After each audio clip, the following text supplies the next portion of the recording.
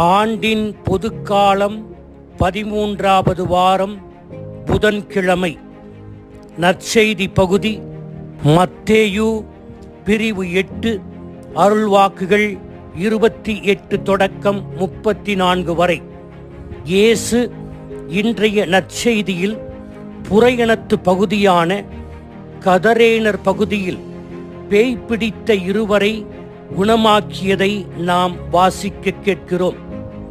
தன்னுடைய வாழ்க்கையில் யாரையும் புறக்கணிக்காதவரை பலர் புறக்கணிக்கிறார்கள். அதிலே ஒன்றுதான் இன்றைய இறை வார்த்தை. கத்தோலிக்க மறைக்கல்வி புத்தகம் எண் 27 சொல்லுகிறது, கடவுளின் மேல் மனிதனின் விருப்பம் இருக்கிறது. கடவுளின் மீது உள்ள மனிதனின் விருப்பம் அவனுடைய இருதயத்தில் எழுதப்பட்டிருக்கிறது. ஏனென்றால் மனிதன் கடவுளால் கடவுளுக்காக படைக்கப்பட்டவன் என்ற கோட்பாட்டை வைத்திருந்தாலும் எண் 29 சொல்வது போல கடவுளின் மேல் மனிதனுக்குள்ள நெருக்கமான உயிருள்ள உறவை மனிதன் மறந்து போகவும் மறுக்கவும் புறம் தள்ளவும் வாய்ப்பு இருக்கிறது என்பதை திரு அவை நன்கு உணர்ந்தே இந்த கத்தோலிக்க மறைக்கல்வியில் இப்படி சொல்லுகிறது. இயேசு நல்ல வல்லச் செயலை செய்ததை பாராட்டுவதற்கும் அங்கீகரிப்பதற்கும் இயேசுவை வரவேற்பதற்கும் பதிலாக அவரை தங்கள் பகுதியை விட்டு வெளியேறச் சொன்னது கத்தோலிக்க மறைக்கல்வி மனிதனை பற்றி சொன்ன கூற்று இங்கே பிரதிபலிக்கப்படுவதை காணலாம். கதரேனர் பகுதியினர் 2 காரணங்களுக்காக இயேசுவை புறக்கணித்தார்கள். ஒன்று, மனிதனுக்கு கொடுக்க வேண்டிய மதிப்பை விட மிருகத்திற்கு மதிப்பு கொடுத்தார்கள். 2, நன்மையை விட தீமையையே விரும்பினார்கள். கல்லறையிலேயே அகப்பட்டு பேய் பிடித்து திரிந்த இருவருடைய வாழ்வு மீட்கப்பட்டது என்று மகிழ்வதற்கு பதிலாக பன்றிகளை நம்மிடமிருந்து எடுத்து விட்டாரே என்று அந்த மக்கள் குமுறுகிறார்கள். காலம் காலமாய் நம் ஊரை பயமுறுத்தி கொண்டிருந்த இருவர் கடவுளின் இரக்கத்தினால் குணம் பெற்றுவிட்டதை கொண்டாட மனமில்லாதவர்களாக மாறினார்கள். அடுத்தவன் அழிந்தால் என்ன, ஒழிந்தால் நமக்கு என்ன, நம்முடைய சொத்து காப்பாற்றப்பட வேண்டும்.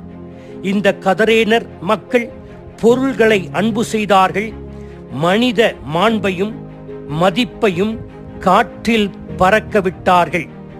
நாம் நமது உள்ளத்தில் சொத்துக்களுக்காக வைத்திருக்கின்ற பன்றிகள் எத்தனை!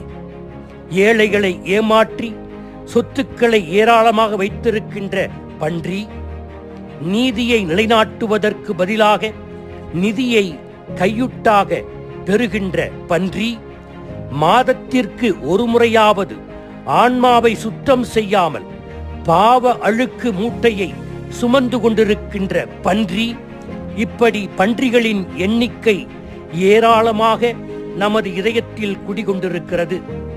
மற்ற புதுமைகளில் நோயுற்றவரை குணப்படுத்த யாராவது ஒருவரோ இருவரோ அல்லது பலரோ பரிந்துரை செய்வார்கள், அல்லது நோயுற்ற மனிதரே வந்து இயேசுவிடம் தன்னை குணப்படுத்த இறைஞ்சுவார்.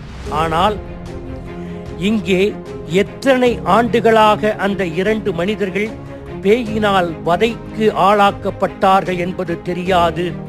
அதை அறிந்த இயேசு இந்த 2 மனிதர்களின் நிலை அறிந்து அவர்கள் மேல் பரிவு கொண்டு அவர்களை குணப்படுத்தினார். அந்த ஊரிலிருந்த தீமை முழுவதையும் விரட்டினார். அந்த இருவருக்கு மட்டும் விடுதலை தராமல் காலம் காலமாய் பயந்து பயந்து மக்கள் அந்த வழியில் சென்ற அந்த மக்களின் பயத்திலிருந்தும் முழுமையாக விடுதலை தந்தார். இயேசுவை அம்மக்கள் வெளியேறச் சொன்னது எப்படி இருக்கிறது என்றால், நாங்கள் எங்கள் இருளிலேயே இருக்க ஆசைப்படுகிறோம், எங்கள் பயத்திலேயே இருக்க ஆசைப்படுகிறோம், எங்களுடைய பாவத்திலேயே நாங்கள் இருக்க ஆசைப்படுகிறோம். தீமையை நேசித்தார்கள், நன்மையை புறக்கணித்தார்கள். நம் மனநிலை என்ன? தீமையை ஏற்கிறோமா, நன்மையை ஏற்கிறோமா? ஆண்டவரிடம் கேட்போம். ஆமீன்.